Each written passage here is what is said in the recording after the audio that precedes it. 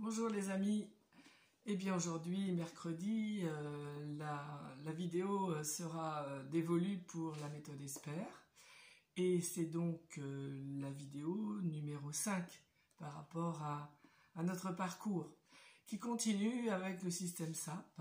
Donc nous allons regarder maintenant une autre caractéristique très importante et très employée du système SAP, de laquelle on n'a pas conscience, mais l'important ici, c'est de pointer justement notre conscience sur ces modes de communication qui sont non seulement déficients, mais en plus très défavorables à la construction de l'être humain. Pas tant, bien sûr, défavorables à la personne à qui on envoie ce genre de message SAP, mais aussi défavorables à la construction de l'être humain. Parce que ce serait anodin juste de pointer ça d'une façon, on va dire, occasionnelle, comme un détail. Mais ça n'est pas un détail. Et je peux vous dire que si les adultes, si les parents surtout, avaient juste la conscience de sentir, de savoir les dégâts, les traumatismes, les séquelles que leur mode de communication en méthode de SAP, en système SAP, amène dans la psyché de leurs enfants, je suis persuadée qu'ils feraient alors très attention et que beaucoup de mes vidéos du système SAP seraient davantage regardées qu'elles ne le sont. Mais voilà, pardonne-leur, ils ne savent pas ce qu'ils font. Donc, nous venons aujourd'hui à parler d'une caractéristique du système SAP qui s'appelle la dévalorisation, la disqualification. C'est très usité. Encore une fois, c'est avec beaucoup de bonne volonté que nous pratiquons le système SAP dans nos relations.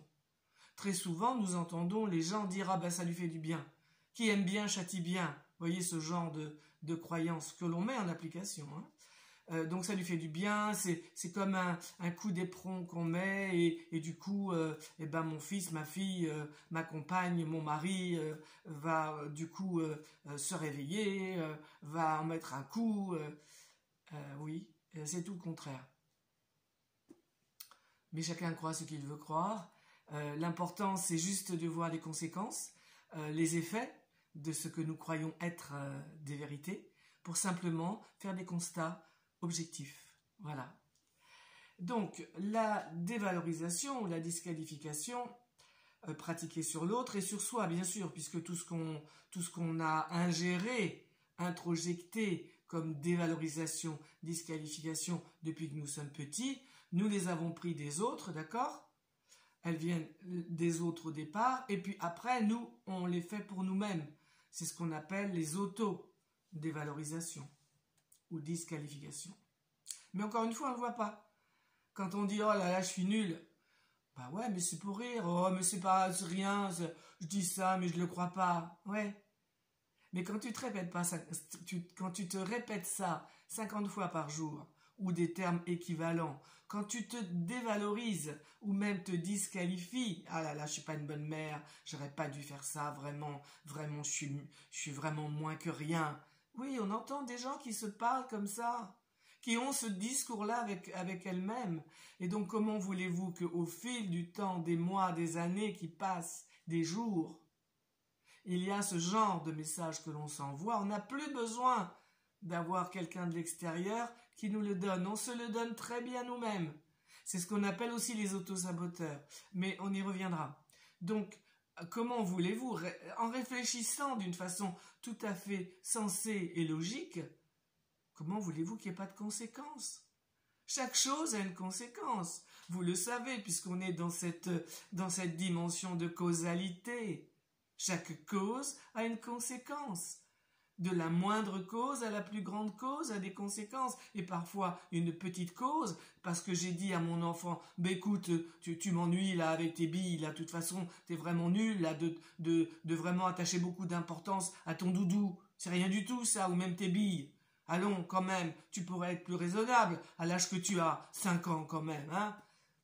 Ce genre de message-là. Ah oui, mais c'est rien, c'est son doudou, bah c'est pas grand-chose, bah c'est juste 3 billes, c'est pas grand-chose. Ah oui? C'est pas grand-chose pour vous en tant qu'adulte, mais c'est de la même importance, c'est de la même gravité que si je vous disais, de toute façon t'es nul, hein. Ton mari, s'il est parti, c'est parce que tu es nul. Tu n'as pas su être attrayante, tu n'as pas su créer une relation vivante. Donc oui, tu n'as qu'à t'en prendre à toi-même. Eh bien, je vous le dis, c'est du même ordre. C'est de la même intensité. C'est pourquoi quand un enfant pleure, quand un enfant ne va pas bien par rapport à quelque chose qu'il ait vécu, qui lui correspond en âge, il est tout aussi important d'accueillir l'enfant que d'accueillir un adulte. Mais ça encore, ça s'apprend. Ça s'apprend surtout avec le retentissement qui ne sera plus là. Tant qu'il y a du retentissement par rapport au passé et que je ne l'ai pas regardé et que je ne l'ai pas traité, que je n'en ai rien fait, dans toutes mes relations, ce sera toujours le retentissement qui va agir. Et je vais croire que je suis en relation, alors que non. Je suis en réaction, non pas par rapport à ce qui est là, mais par rapport à ce qui est venu là, que je ne vois pas, mais qui a eu des conséquences et qui a fait que je me suis fabriqué tel que je me suis fabriqué. Je ne suis pas responsable de ce qu'on a fait de moi. Mais aujourd'hui, je suis responsable de ce que je fais, de ce qu'on a fait de moi. Est-ce qu'aujourd'hui, je vais continuer à perpétuer les mal-être à l'intérieur de moi, les frustrations, les colères, les non-dits, toutes ces croyances, tous ces conditionnements? Est-ce que je vais continuer ou pas? Je suis responsable aujourd'hui de ce que je fais, de ce qu'on a fait de moi. S'il y a vraiment un outil très important dans la méthode ESPER, c'est la responsabilisation. Quelle réponse aujourd'hui je donne à ma vie? Quelle réponse je n'ai pas pu donner avant parce que j'étais trop petit? Je n'avais pas les neurones suffisamment constitués. Je n'avais pas la capacité de compréhension, de logique. J'avais trop de peur que je n'ai plus aujourd'hui parce que je peux les regarder aujourd'hui. Je peux vraiment les regarder, les traverser et en faire quelque chose aujourd'hui. Aujourd'hui, quelle réponse je donne à tout ce qui me constitue d'émotions difficiles, douloureuses, sans plus les projeter là-bas. Je ne vais plus projeter là-bas mes blessures parce que je vais les voir ici. Une blessure de rejet va faire que quelqu'un ne m'a pas répondu, une copine n'a pas fait attention à moi, eh ben je vais la virer. Ah voilà, je mérite mieux. Voilà. On va bien sûr s'appuyer sur des choses très concrètes, très logiques, qui vont, on va dire, légitimer notre réaction. Mais on ne la voit pas. On ne se pose pas la question, attends, si je mets vraiment de côté cette copine que j'aimais bien, ou ce mari avec qui quand même j'ai constitué une relation d'amour, quand même, c'est pas rien, un mariage. Dans le sens où c'est un sacrement, c'est sacré. Donc si je suis comme ça, dans une réaction de rejet, tout en me donnant les bonnes raisons, valables pour mon mental, mais en ne regardant pas d'où ça vient, d'où ça part, cette réaction de virer l'autre, de me rejeter moi-même, parce que ce que je ne vois pas, c'est que la blessure de rejet fait que je me rejette moi-même. Bien, donc nous allons reprendre avec la dévalorisation et la disqualification. Elle vise, même si on dit que c'est pas vrai et que c'est pour faire du bien à l'autre, elle vise toujours à blesser. Parfois, c'est ce qu'il dit là, parfois l'illusion que cet aiguillon pourra le stimuler, lui donner un coup de fouet, l'amener à changer son comportement, quand ce comportement nous gêne ou nous dérange. Regardons plutôt qu'est-ce qui me dérange dans ce comportement. Où j'en suis moi, avec peut-être le même comportement. Vous voyez, il y a plein de questions à se poser, plutôt que tout de suite dévaloriser et disqualifier. En fait, on va se rendre compte que la plupart du temps, quand on est dans le système SAP, c'est parce qu'à l'intérieur, ici, il y a quelque chose qui va pas bien, qui a besoin d'être regardé. Mais les systèmes de défense qu'on a mis en place depuis qu'on est petit font qu'en fait, on ne peut pas faire ça. C'est trop douloureux. Et puis, on ne sait pas faire, on n'a pas appris. Et donc, du coup, ce qu'on fait d'une façon systématique, qu'on a fait depuis qu'on est petit, c'est se défendre. Et donc, du coup, ce qu'on fait, on va attaquer. Ah oui, je suis pas bien pour toi, et toi, tu crois que tu es bien? Tu t'es pas vu, là, avec tous les kilos en trop que tu as? Eh oui. Bien. La comparaison est souvent associée à la dévalorisation. et à la disqualification. Écoute, tu pourrais être sage, t'as vu ta sœur, elle est plus petite que toi, et pourtant, tu as vu comme avec elle, c'est plus facile pour moi. Vous voyez, j'en invente, hein. J'en invente, mais à mon avis, vous pouvez écouter autour de vous, vous en avez par milliers de ce genre de messages. D'ailleurs, là, on nous en donne quelques-uns. Si tu crois que c'est en t'y prenant comme ça que tu arriveras, tu te trompes. Regardez aussi tout ce qui est, on va dire, entre guillemets, éducation nationale, qui n'est pas de l'éducation nationale. Le propre de cette institution, qui a été étatisée, on va dire, ce n'est pas de faire de l'éducation, parce que l'éducation appartient aux parents. C'est l'instruction qui appartient à ce ministère. Instruire les enfants, leur apprendre à lire, à compter, à minima, puisqu'on va se rendre compte qu'aujourd'hui, ce minima n'est même pas tenu, puisqu'il y a combien d'élèves qui, en 6e, ne savent pas lire, ne savent pas comprendre un texte, ne savent pas s'exprimer, n'ont pas de vocabulaire. Donc même au niveau de l'instruction générale, ce ministère, avec ses ministres qui se suivent et qui se ressemblent, pourrait se poser des questions. S'il le voulait, bien sûr, mais le veut-il? Tout cela n'est-ce pas voulu? Bien, donc revenons à ça. Donc relation, par exemple, est-ce que tu peux être maladroit quand tu t'y mets? Voilà. Et puis aussi, j'aime bien cette phrase-là. Ils ont raison, ça ne sert à rien de se révolter, sinon à s'attirer des ennuis. Que cette phrase-là, dite comme ça ou autrement, a pu nous faire nous écraser, ne pas s'affirmer, ne pas dire, ne pas nier, ne pas simplement se montrer tel que l'on est lorsque l'on n'est pas d'accord. Parce que lorsqu'on n'est pas d'accord et qu'on ne peut pas le dire, avec une dévalorisation, une disqualification ou quoi que ce soit d'autre avec lequel on n'est pas d'accord, lorsqu'on ne peut pas le dire, ça va s'imprimer ici, avec les conséquences dont je vous ai parlé et que l'on verra, d'accord? Ça va s'imprimer ici et ça va s'exprimer quelque part. Ce qui ne s'exprime pas s'imprime et s'exprime quelque part. Et ça ne va pas s'exprimer au bon endroit, de la bonne façon, ni pour la bonne cause, ni pour la bonne résolution des choses. Parce que ce qui est imprimé ici, on va dire si c'est de la frustration, si c'est une négation de quelque chose qui ne me convient pas, si c'est imprimé ici et que ça ne s'exprime pas à l'endroit où ça a à être exprimé, ça reste ici, ça se bloque, ça va s'accumuler avec d'autres choses qui vont être du même ordre que ce ressenti-là. Ça va faire une boule à l'intérieur de l'inconscient. Ça va créer évidemment des somatisations, bien sûr. Ça va créer des problématiques dans ma vie. Et à un moment donné, oui, quelle goutte va faire déborder le vase, on ne sait pas. Peut-être absolument pas la goutte qui correspond à ce ressenti.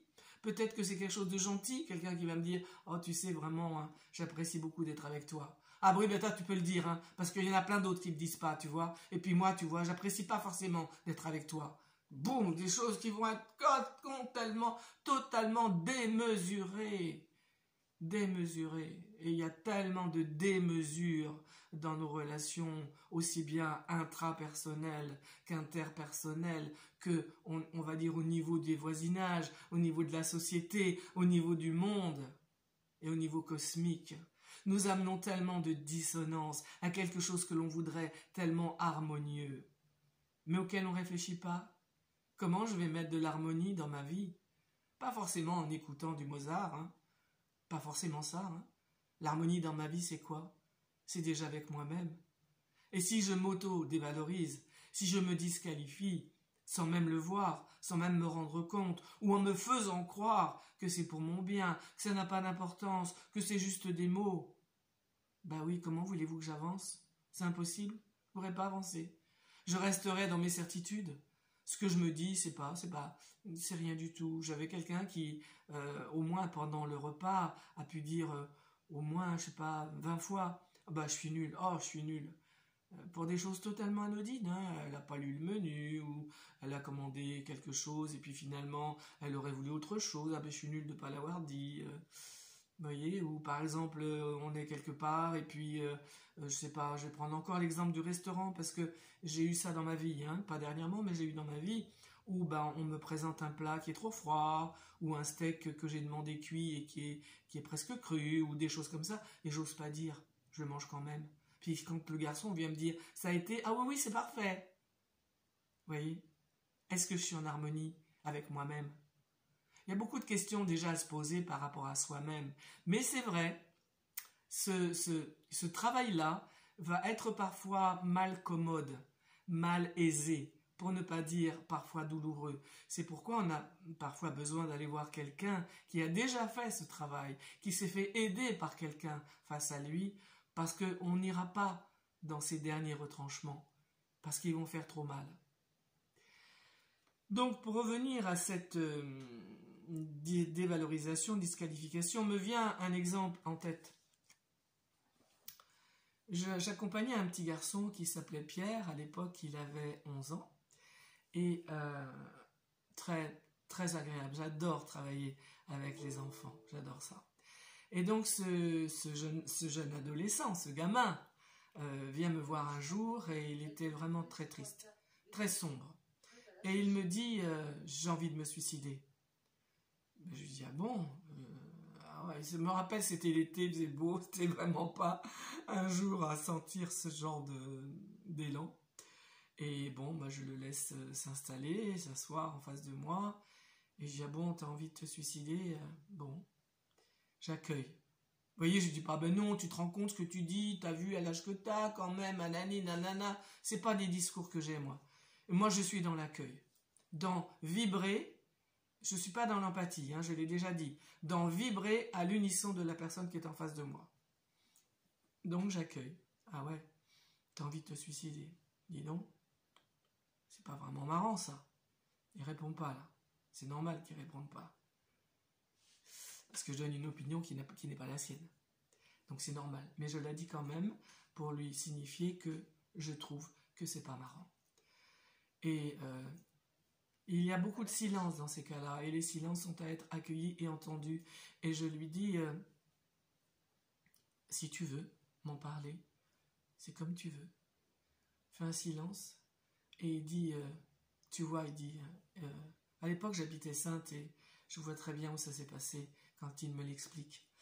Il me dit, je suis passé devant la fenêtre de ma prof principale et la fenêtre était ouverte et je l'ai entendu qui disait, oh là là, cette classe, ah je me rappelle plus la classe que c'était, hein, parce que c'était des 5e à cet âge-là, je pense que c'est des 5e. Ah, la classe de 5e S, c'est vraiment tous des nuls, je sais vraiment pas ce que je peux en faire. C'est ça qu'il a entendu, hein. En gros, c'est ce genre de phrase. Et il me dit, eh ben tu vois, moi, je suis nul alors en fait. Si la prof elle pense que toute la classe est nulle, eh ben moi je suis nul.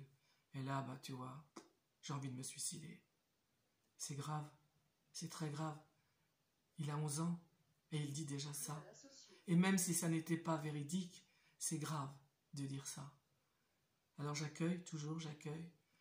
Et pour faire plus court, hein, il a été pour moi vital que je dise à ce petit Pierre, tu vois, je vois bien comment ça t'a touché et comment c'est important que toi, tu aies de toi une autre idée que celle que les autres ont de toi. Parce que ta prof a dit que cette classe était nulle, toi, comme tu fais partie de cette classe, tu t'es senti nul. Peut-être que tu es nul, hein, Pierre. Moi, j'en sais rien. Là, je vous dis exactement comment ça s'est passé. Moi, j'en sais rien. Mais c'est à toi de savoir si tu es nul. C'est pas à quelqu'un d'autre de dire si tu es nul. Et toi, tu n'as pas forcément à accepter l'avis de quelqu'un d'autre. Mais seulement si tu veux, on va le voir. Avec beaucoup d'objectivité, avec beaucoup de... Voilà, on va vraiment être clair avec... tu vas être clair avec toi-même. Et si tu veux, on va voir. J'avais un grand tableau Velleda à l'époque. J'en ai un autre là. Et ce que j'ai fait, je dis, tu vois, ce tableau, il a deux côtés. D'un côté, toi, tu vas dire, et moi, je vais noter ce que tu trouves bien chez toi, pardon, ce que tu trouves bien chez toi, et de l'autre côté, on va écrire ce que tu trouves pas bien. Alors, je lui dis, qu'est-ce que tu trouves bien chez toi? J'ai fait exprès, encore une fois, parce que je savais que dans l'état où il était, il allait rien trouver de bien. D'ailleurs, regardons, qu'est-ce que vous trouvez de bien chez vous? Vous allez voir, il y a 3-4 trucs. Par contre, qu'est-ce que vous trouvez pas bien? Il y a toute une liste. C'est normal, on nous a éduqués comme ça. Donc, il répond pas, je dis, écoute, on va noter ce que tu trouves pas bien chez toi. Alors, il me dit des trucs qui correspondent à son âge, hein, que je note. Je note, je fais pas de commentaires, je suis nul, par exemple en français, je sais pas, il y avait des trucs d'orientation, là, je crois, à l'école, je suis nul en parcours d'orientation, je sais pas trop quoi, et je note, et le tableau était grand quand même, hein, j'avais fait une barre au milieu pour noter plus de choses, et du coup j'en note pas mal, et je lui redis, voilà, toi tu trouves que t'es nul là t'es pas terrible, là t'es nul, je lui redis tout ça, et il écoute, et il se plombe, bien sûr qu'il se plombe, je le sais, c'est mon accompagnement qui veut ça. Je dis, bah maintenant, on va retourner le tableau, hein, et puis, bah, voilà, à mon avis, il y a des trucs bien que tu fais, quoi. Bah non, il n'y en a pas. Bah écoute, franchement, Pierre, moi, ça m'étonne. Alors, on va prendre le temps et on va trouver des trucs. Et il commence à me dire, bah moi, est-ce que tu sais faire du vélo? Bah, il me dit, bah oui. Bah oui, je dis, bah oui, tu me dis, bah oui. Mais il y a plein de gens qui ne savent pas faire de vélo. Je dis, tu vois, ma maman, eh ben, à l'âge qu'elle a, ma maman, elle ne sait pas faire de vélo. Donc toi, tu sais faire du vélo. Bah oui, moi je vais l'écrire, je sais faire du vélo. Voilà. C'est des choses parfois toutes petites que tu vas voir que tu sais faire. Et après, tu vas dire si t'es nul ou pas nul, c'est toi qui diras si t'es nul ou pas nul, c'est pas moi. Moi, je peux pas le dire à ta place. Et on a continué comme ça, et il a trouvé comme ça, et on a rempli le tableau à peu près du même nombre de choses. Alors, je vais relu la phase A, la phase B, et alors maintenant, Pierre, t'es quoi? T'es nul ou t'es pas nul? Bah, elle me dit non, hein. Bah non, je suis pas nul. Je me rappelle, les gamins s'asseyaient sur le canapé, ils mettaient les genoux, les pieds, ils se déchaussaient, puis ils mettaient les pieds sur le canapé. J'adorais cette spontanéité qu'on ne trouve plus chez l'être humain. Et donc voilà, Pierre est reparti avec une bonne estime de lui-même, parce que la dévalorisation, la disqualification et l'auto-dévalorisation, bah, elle sape l'estime de l'être humain. Et tout être humain doit, et oui c'est impératif, doit s'estimer à la juste valeur qui est la sienne, pas trop, mais pas trop peu. Et donc, ce petit Pierre est parti avec de la joie dans le cœur, sachant que lui-même, pour lui-même, il avait à s'estimer et à se valoriser par rapport aux choses qu'il trouvait bonnes, et peut-être aussi à non pas se dévaloriser jamais. Nous n'avons jamais à nous dévaloriser, juste à voir les carences que nous avons, les failles, voilà, les choses qu'on aimerait améliorer, en les aimant aussi. Et c'est ce qui fait la bonne estime de soi. J'y reviendrai quand je parlerai des 4 piliers, mais la bonne estime de soi fait que c'est égal à la fois les choses que je sais faire, pour lesquelles je suis fier, et puis les choses que j'apprécie moins, mais je les accepte aussi, je les aime aussi, parce que c'est moi. Tout ça, c'est moi, aujourd'hui, en devenir, toujours. Voilà, donc j'arrête parce que ça fait 23 minutes. Donc je vous propose la même chose, hein, c'est-à-dire si ça vous intéresse, ce travail-là, vous n'êtes pas nombreux, mais c'est pas grave, vous êtes déjà le nombre que vous êtes et c'est merveilleux.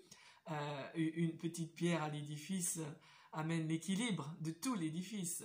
Donc je vous propose d'œuvrer dans cette caractéristique, dans ce phénomène du système SAP, et nous nous retrouverons mercredi prochain pour une autre vidéo qui ne concernera pas la méthode ESPER, mais le mercredi d'après pour continuer notre périple sapien pour le moment. Au revoir, à bientôt.